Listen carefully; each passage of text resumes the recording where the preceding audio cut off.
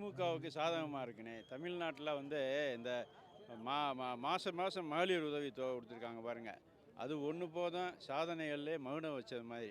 அதே மாதிரி மகளிர் பயணம், இலவச பேருந்து, அது வந்து எல்லாத்துக்குமே பலன் கொடுத்தது. நடுத்தர வர்க்கம், கீழ்மட்டத்தில் இருக்கவங்களுக்கு அது வந்து ரொம்ப பிரயோஜனமான அந்த ஒரு திட்டம். இந்த மாதிரி திட்டங்களுக்காகவே மக்கள் ஓட்டு போடுவாங்க. படித்தவங்களுக்கு இந்த தமிழ் பெண் திட்டம், தமிழ் புதல்வன் திட்டம், அது இல்லாமல் இந்த உங்களுடன் ஸ்டாலின்ட்டு ஒரு இது கொடுத்தாங்க பாருங்கள். மக்கள் வந்து எல்லா பேருமே பயனடைஞ்சிருக்காங்க. புதிதாக அரசியலுக்கு வந்தவங்க எல்லாருமே எங்களுக்கும் திமுகவுக்கும் தான் போட்டிங்கிறாங்களே சார். போட்டிங்கிறதே திமுகவுக்கு கண்ணு கட்டின தூரம் வரைக்கும் இல்லைங்க.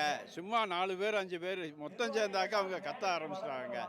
அது வந்து ஒரு போட்டிங்கிறதுக்கு ஒரு வாய்ப்பே இல்லை. ஆனாலும் அவங்க வந்து எங்களுடைய அரசியல் எதிரி திமுகங்கிறாங்களே. அவங்க அரசியல்லே இல்லாதவங்க சொல்கிறதுங்க. அது அரசியலில் இருந்தவங்க தானே அரசியலில் எதிரிங்கிறத தெரியும்.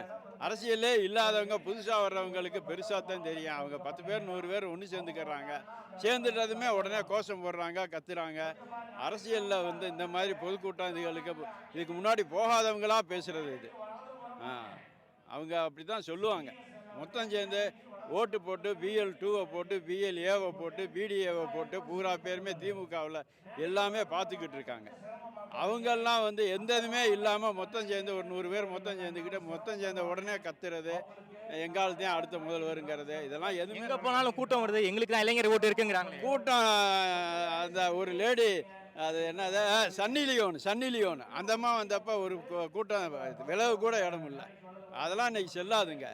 பொதுமக்கள் வந்து யார் யாருக்கு பிரயோஜனம் அடைஞ்சிருக்காங்கங்கிறத தெரிஞ்சாவே அவங்க ஓட்டு போட்டாவே போதும், திமுக அமோகமாக ஜெயிக்கும்.